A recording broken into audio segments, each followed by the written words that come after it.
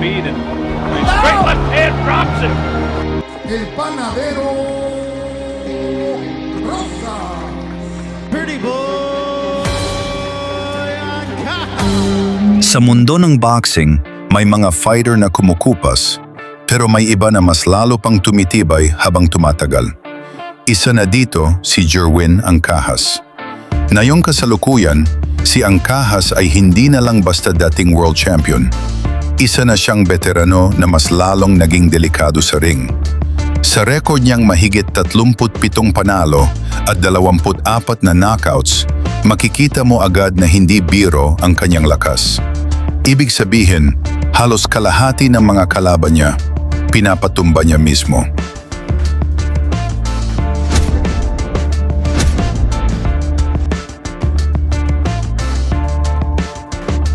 Pero ang tunay na tanong, malakas pa ba siya ngayon? Ang sagot, oo. Sa kanyang mga huling laban, makikita na hindi siya basta bumabalik, nananalo pa siya. Katunayan, may winning streak siya sa mga recent fights. Kabilang ang panalo niya noong 2025 laban kay Ruben Casero. Marshall Bot.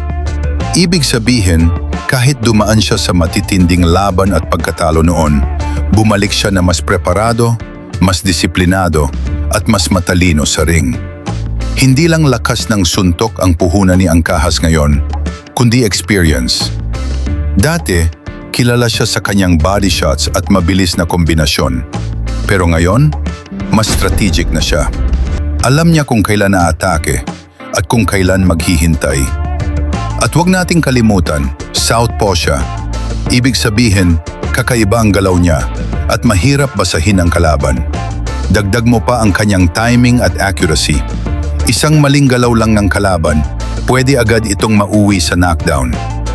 Oo, may mga laban siyang natalo, gaya ng laban niya kay Fernando Martinez noon. Pero sa boxing, hindi ka sinusukat sa pagkatalo, kundi sa kung paano ka bumabangon. At doon lalong naging mapanganib si Angcahas. Ngayon, hindi na siya yung batang gutom lang sa panalo.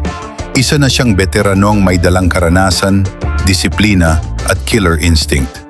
At sa bawat laban niya, dala niya hindi lang suntok, kundi ang puso ng isang tunay na mandirigma ng Pilipinas. At na yung pag-uusapan natin, isang mapanganib na kalaban ang humaharap sa veteranong Pinoy champion na si Jerwin Angcahas. At siya ay walang iba, kundi si Rafael Rosas Ramirez. Si Rafael Rosas Ramirez ay hindi basta-bastang boxer. Kilala siya bilang isang batang mandirigma mula Mexico na may matinding fighting spirit. Isang katangiang talagang kinatatakutan sa loob ng ring. Ang pinakadelikado kay Ramirez, ang kanyang walang tigil na pressure. Hindi siya yung tipong umaatras, palaging pasulong, palaging naghahanap ng opening para umatake. Sa bawat round, ramdam mo ang kanyang intensity na parang gustong tapusin agad ang laban. Dagdag pa rito, may solid siyang kombinasyon ng suntok. Hindi lang puro lakas, may timing at precision din. At kapag tumama ang kanyang mga suntok, siguradong mararamdaman ito kahit ng isang veterano tulad ni Angcahas. Pero syempre, hindi rin basta kalaban si Jerwin Angcahas. Isang dating world champion, may malawak na experience at ring IQ. Ngunit ang tanong, kaya bang sabayan ng experience ang lakas at gutom ng isang batang mandirigma tulad ni Ramirez? Dito nagiging interesting ang laban. Si Angcahas ay kalmado at technical, samantalang si Ramirez ay agresibo at mapuso. Parang classic battle ng experience laban sa youth. Kung pag-uusapan ang lakas, hindi maikakaila. Si Rafael Rosas Ramirez ay isang tunay na banta. Ang kanyang bilis, power at walang takot na estilo ay kayang guluhin kahit ang pinakabihasang boxer. Upang mas malawak pa nating maunawaan kung gaano kalakas si Angcahas ngayon, ay balikan natin ang laban niya.